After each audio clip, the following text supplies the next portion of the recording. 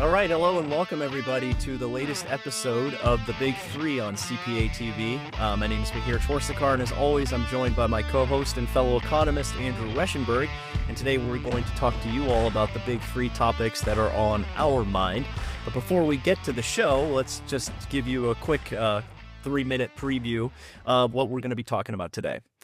So recently, our team had put together some analysis of kind of who is paying for Trump's tariffs, because we saw a study from the Kiel Institute. This is a German economic policy think tank that had concluded that 96% of the tariffs were being borne by the consumer in the United States. So took issue with that a little bit, looked at some of the data, and came to a little bit of a different conclusion. And the main kind of critique that I think we had about the paper was the fact that the study found that the importers of record, that is the people who were paying customs directly, were the importers of record in the United States. And so that's what they were kind of using as the basis for saying that would then get fully passed through to the consumers in the United States. And in reality, we know that, the cost of a tariff can be kind of redound throughout the supply chain, whether it's the exporters lowering their price before it comes to the United States, whether it's retailers absorbing some of those costs and compressing their margins, etc. So we'll talk about some of the details there. The second and third items, I'm going to turn it over to Andrew to talk about. For the second item this week, we have the Canada and China trade deal. So Canada has recently been striking a trade agreement with China in order to increase their exports by about 50% to China over the next few years. And this has really become a shift in Canada's trade position. And I think that they're trying to get a little less reliant on the U.S. trade, since there's a lot of this friction here. Canada's been traditionally very reliant on exports to the U.S., but we're seeing this shift of them now pivoting to China. And one great example of that is they've actually quadrupled their oil sales to China in the past year. And so this has been a major turning point for Canada, but it inevitably and is already having trade ramifications for their number one trade partner, the U.S. And so we'll be digging into how that'll be turning out. And for the third topic this week, we also have the U.S. reimposing tariffs on South Korea. The South Korean legislature has failed to uphold and vote into existence the U.S.-Korea trade agreement, and the U.S. has imposed a 25% tariff back on Korea because they have failed to do so. And we'll dig into some of the trade ramifications of this and how it plays out into the broader trade structure and position that the U.S. is taking. Now, let's get to it.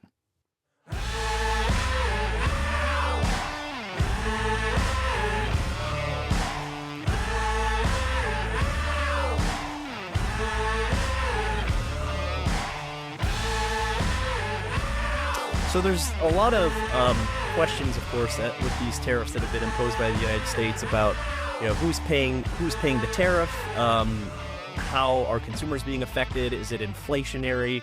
And we hear a lot of, argument, discussion, various studies and papers come out to talk about these very issues. And one paper in particular that we looked at was this Kiel Institute paper from a German economic think tank. There were a couple of findings that they had, but I think the headline conclusion, I should say, was that 96% of the tariffs that were imposed by the United States were being imposed or were being borne by the consumer in the United States. And one of the main assumptions was that, one was that they looked at, the fact that importers of record in the United States were remitting payment to the customs officials, and that was kind of taken as a proxy for pass through to the consumers.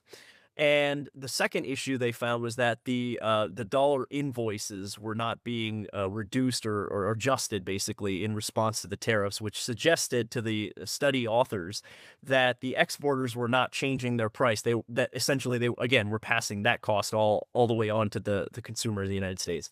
But when we actually looked at the data, there were a couple of things that we unearthed.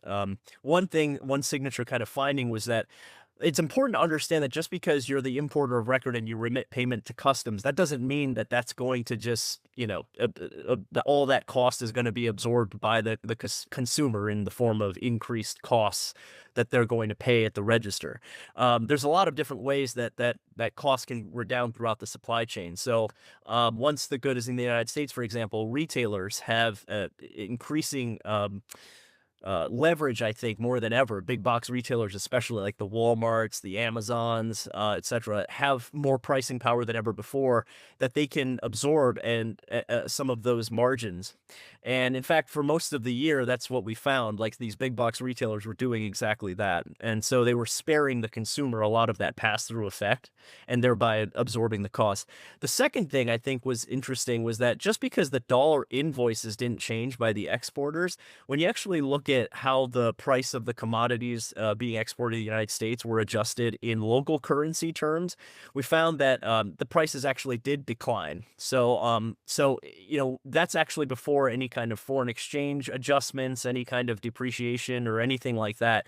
Again, looking just at their local currency terms, they were lowering the cost of their goods before it came to the United States. And there's a big reason for that. It's because they still want to preserve market access to the United States. We are the world's most robust and vibrant consumer market. So that it behooves these exporters to try to find ways to preserve that market access. So yeah, those were kind of the main findings. Andrew, I didn't know if you had, any thoughts about that study or any of our analysis on that. Yeah, I think when we look at prices that are going up in the US, we really have to separate what actually is going up and why most Americans can't afford it, and why it's causing this squeeze.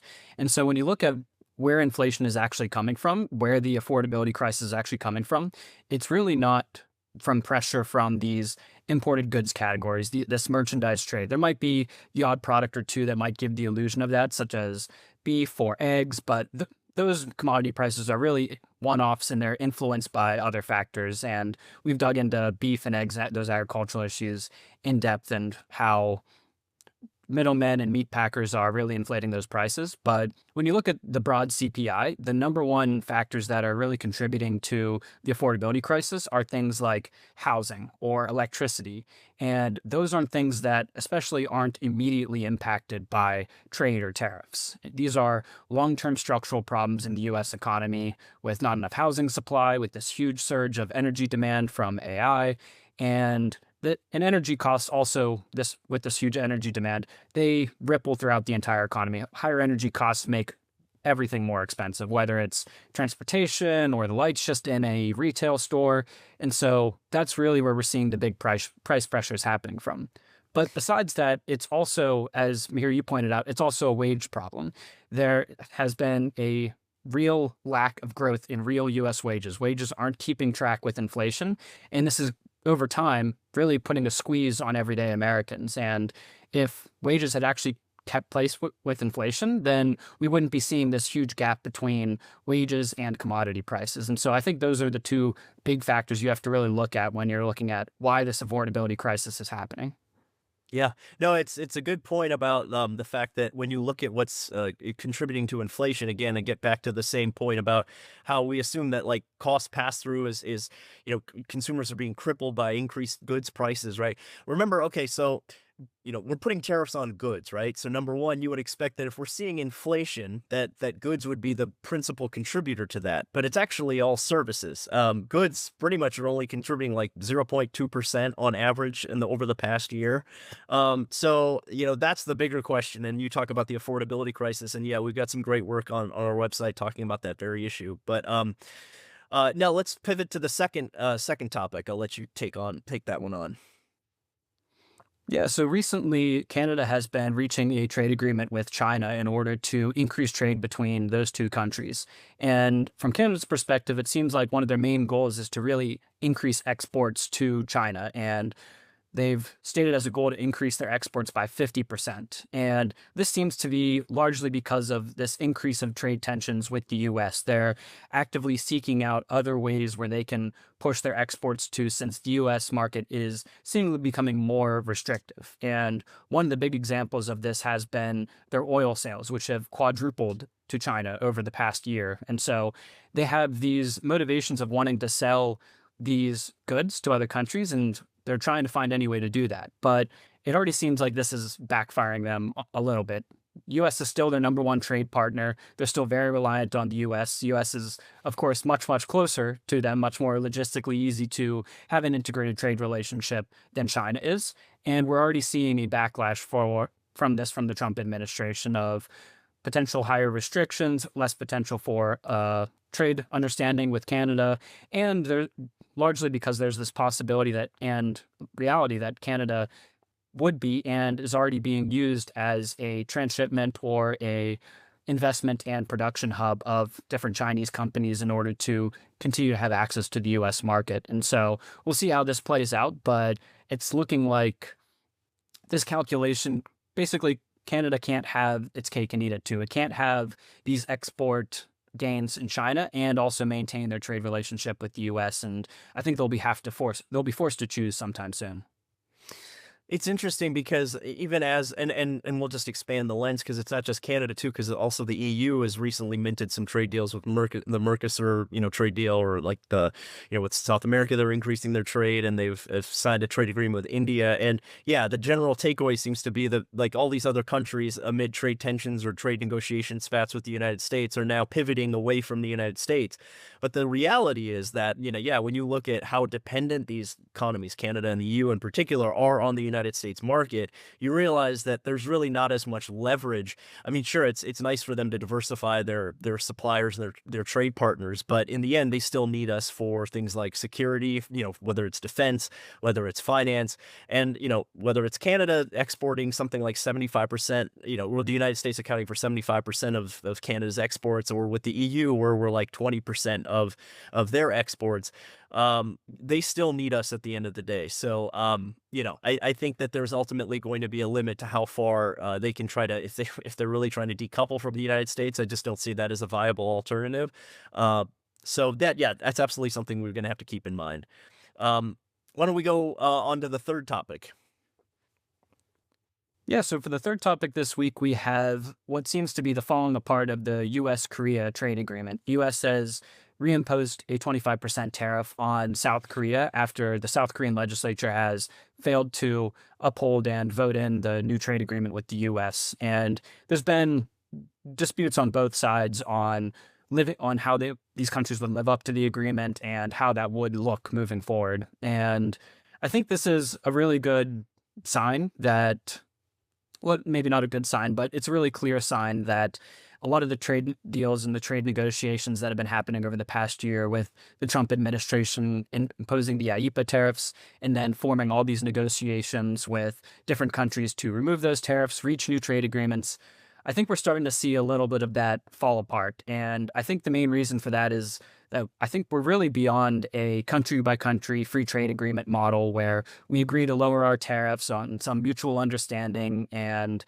then we move forward. I think that this model has really failed for the past few decades, all the way back to thinking about NAFTA with Canada and Mexico, or a lot of our free trade agreements.